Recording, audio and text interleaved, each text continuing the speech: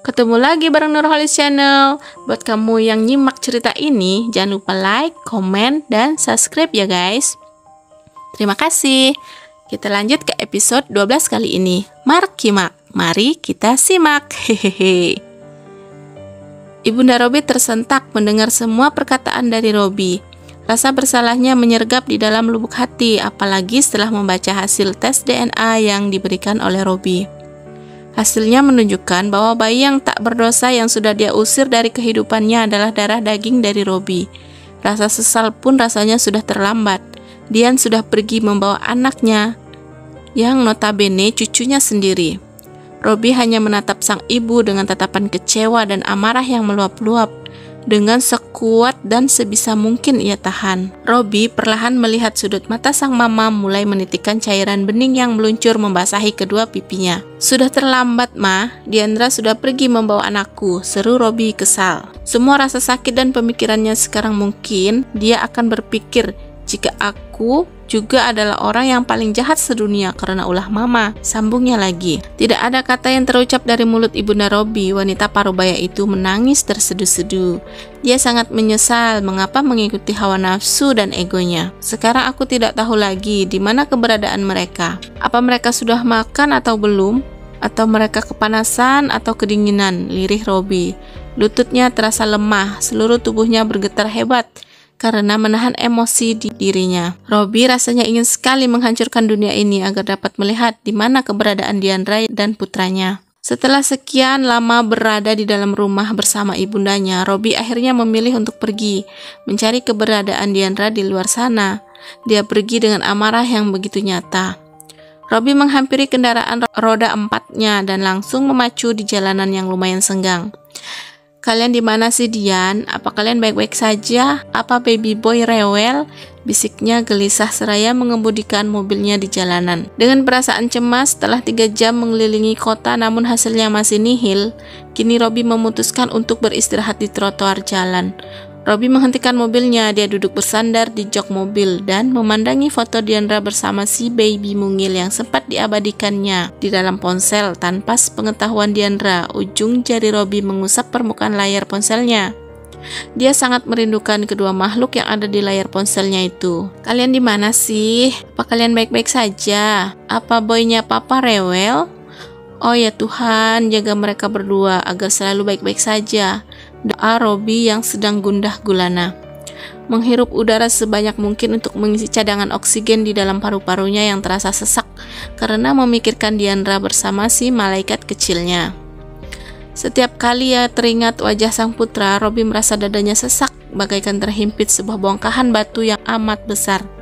Perasaan Robi saat ini ingin sekali ya menggendong baby boy yang sangat menggemaskan dan menghibur Diandra yang mungkin sedang kewalahan mengurus putranya sendiri. Robi masih larut dalam lamunannya ketika ia melihat seorang ibu muda yang melintas di depannya dengan menggendong seorang bayi kecil di dalam dekapannya.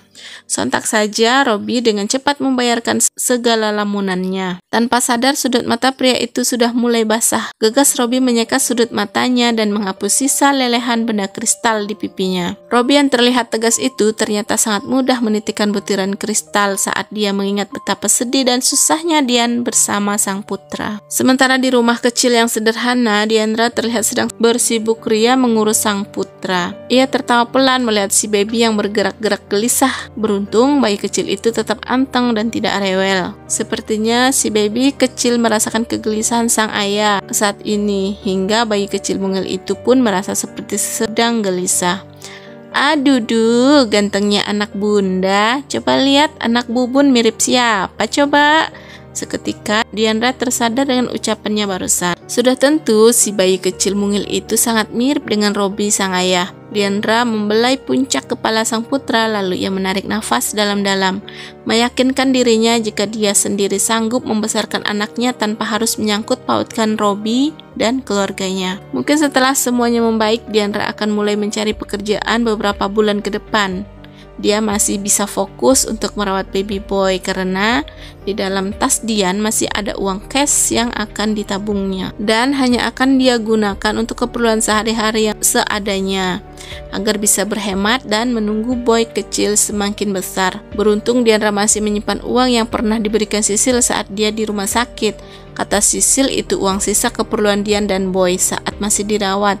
Robby begitu loyal pada putranya sampai tidak menghitung berapa banyak uang yang dihabiskan. Beruntung uang itu belum sempat diberikan kepada Robby karena pada siang harinya Robby tidak menepati janjinya yang akan menjenguk kala itu. Sampai pada akhirnya Diandra harus menerima ancaman dari ibunda Robby dan memintanya pergi sejauh mungkin dari kehidupan Robby dan keluarganya. Diandra menyimpannya dan lupa memberikannya kepada ibunda Robby. Jika ia kembalikan pun, wanita paruh baya itu akan menolaknya. Dia sendiri pun melemparkan segepok uang agar Dian pergi, yang dengan tegas Dian tolak. Setidaknya untuk beberapa bulan ke depan, Dian masih bisa fokus membesarkan baby boy tanpa repot mencari kerja. Sementara Robby di kantornya masih gelisah, pikirnya selalu tak tenang memikirkan Diandra bersama putranya.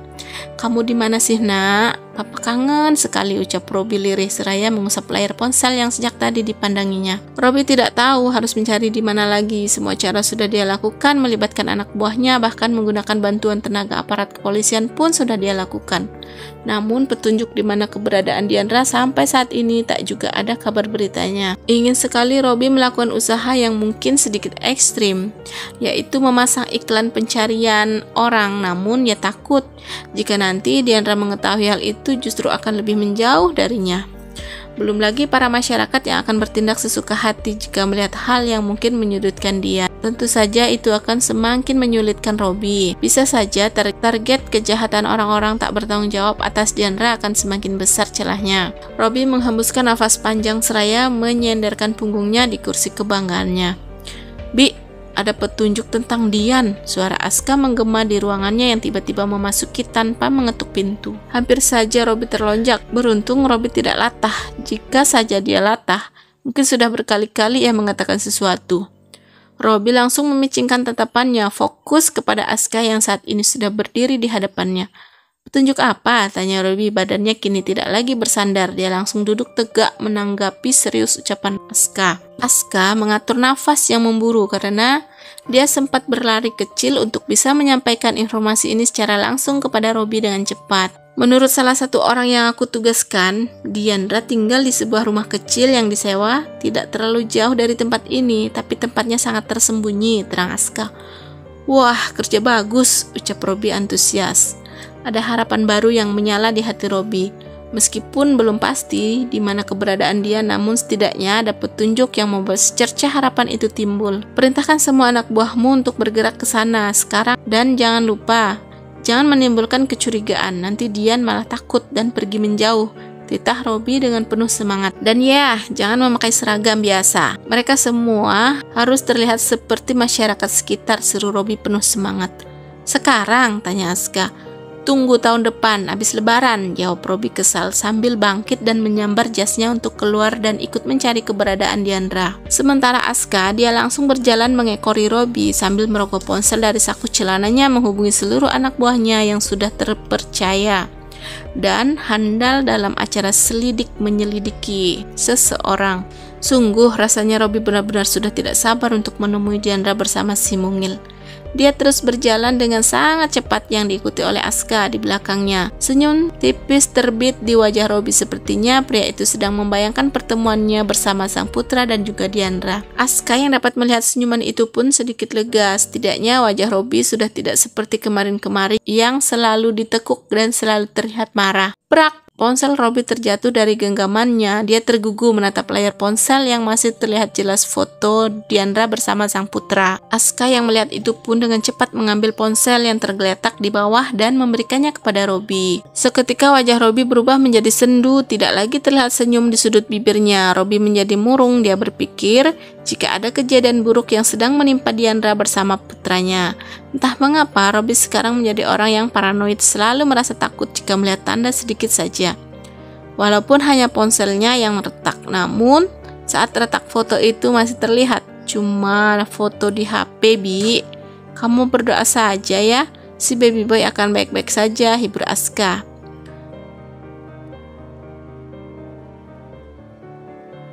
Bersambung guys. See you, bye-bye. Salam sayang, dadah.